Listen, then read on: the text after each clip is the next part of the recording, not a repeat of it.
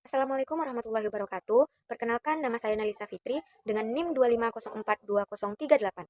Saya dari Prodi Ilmu Administrasi Negara, Fakultas Ilmu Sosial Universitas Negeri Padang. Pada kesempatan kali ini, saya akan membuat video untuk tugas mata kuliah Sistem Hukum Indonesia dengan dosen pengampu yaitu Ibu Yulia Hanosilina, SIP MAP. Halo semuanya, pada video kali ini kita akan membahas topik yang sangat penting dalam kehidupan bernegara, yaitu perkembangan hukum dan dinamika pertumbuhan negara, serta reformasi hukum dan penyelesaian sengketa hukum di Indonesia.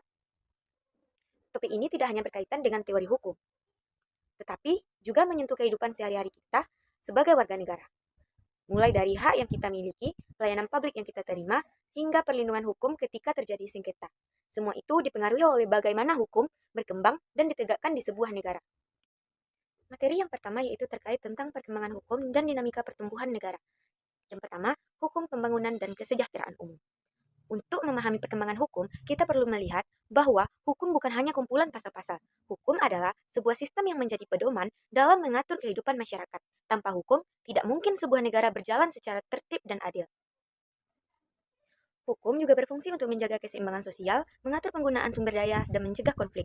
Dengan kata lain, hukum adalah fondasi utama untuk menciptakan kesejahteraan umum. Namun, dalam praktiknya kita masih menghadapi berbagai tantangan seperti tumpang tindih regulasi, birokrasi yang rumit, dan penegakan hukum yang belum optimal. Tantangan-tantangan inilah yang kemudian mendorong upaya reformasi hukum. Yang kedua, yaitu politik hukum. Selanjutnya, kita masuk ke pembahasan tentang politik hukum. Politik hukum adalah arahan kebijakan hukum yang diambil oleh negara mencangkup proses pembuatan hukum, pelaksanaannya, hingga evaluasi atau perombakan hukum itu sendiri.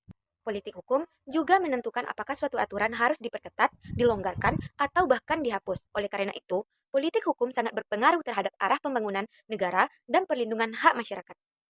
Dengan memahami politik hukum ini, kita dapat melihat bagaimana negara merespon perubahan zaman dan tantangan yang muncul di masyarakat. Selanjutnya, yang ketiga, yaitu hierarki peraturan perundang-undangan dan legal drafting. Dalam sistem hukum Indonesia, setiap peraturan memiliki tingkatan masing-masing. Urutannya dimulai dari yang paling tinggi, yaitu Undang-Undang Dasar 1945, diikuti oleh TAP MPR, Undang-Undang atau Perpu, Peraturan Pemerintah, Peraturan Presiden, hingga Peraturan Daerah, Provinsi, dan Kabupaten atau Kota.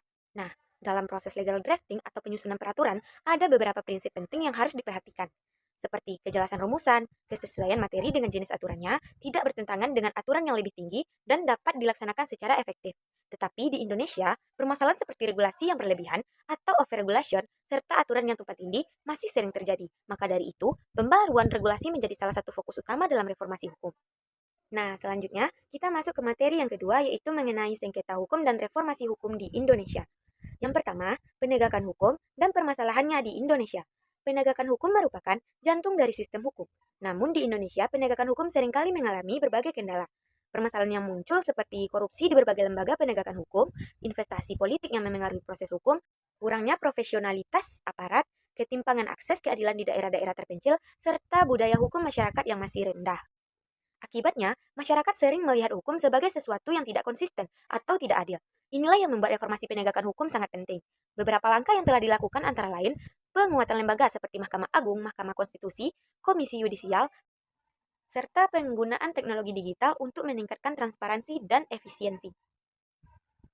Selanjutnya yaitu mengenai sengketa hukum, litigasi, dan non-litigasi. Dalam dunia hukum, penyelesaian sengketa bisa dilakukan dengan dua cara utama, yaitu melalui jalur litigasi dan non-litigasi. Litigasi adalah penyelesaian sengketa melalui pengadilan. Prosesnya resmi, terbuka untuk umum, dan putusannya mengikat secara hukum. Litigasi biasanya digunakan untuk perkara pidana, perdata, sengketa tata usaha negara, dan sebagainya. Namun, litigasi seringkali memakan waktu yang lama, memerlukan biaya besar, dan prosedurnya yang kompleks. Karena itu berkembanglah penyelesaian sengketa non litigasi yang meliputi mediasi, arbitrasi, konsiliasi, negosiasi, dan pendapat ahli. Penyelesaian sengketa non litigasi lebih cepat, lebih fleksibel, dan sering menghasilkan kesepakatan yang win. Tetapi tidak selalu menghasilkan putusan yang final dan mengikat secara hukum.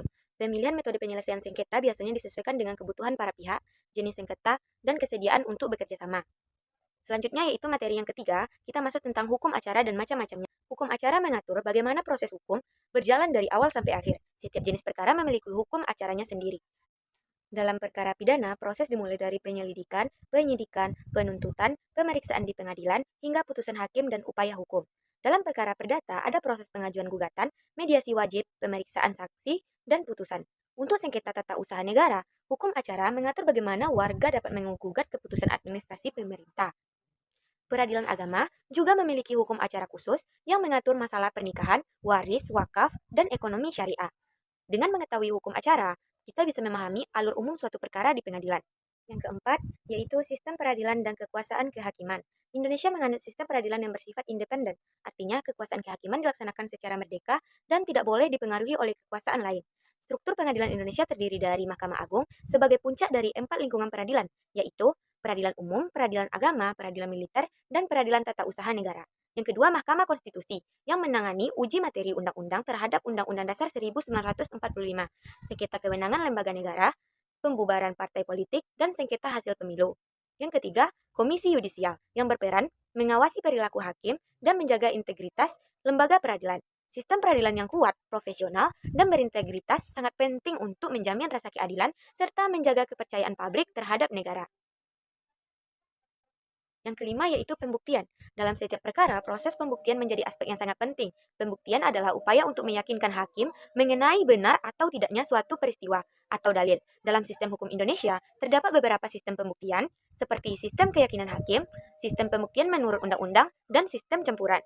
Pihak yang mengajukan suatu dalil berkewajiban untuk membuktikan kebenarannya.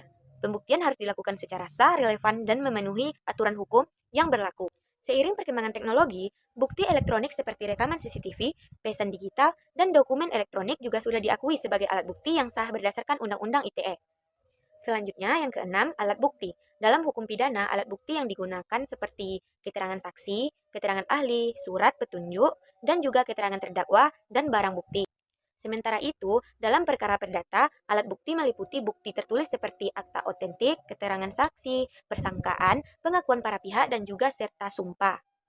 Seiring perkembangan teknologi, bukti elektronik seperti rekaman CCTV, pesan digital, dan dokumen elektronik juga sudah diakui sebagai alat bukti yang sah berdasarkan Undang-Undang ITE. Nah, jadi sekian pemaparan materi dari saya. Sebagai penutup, dapat kita simpulkan bahwa hukum memiliki peran yang sangat besar dalam menentukan arah pertumbuhan negara. Hukum yang baik menciptakan perkembangan yang baik, begitu pula sebaliknya. Reformasi hukum perlu terus dilakukan agar sistem peradilan semakin transparan, profesional, dan mampu memberikan keadilan bagi seluruh masyarakat Indonesia.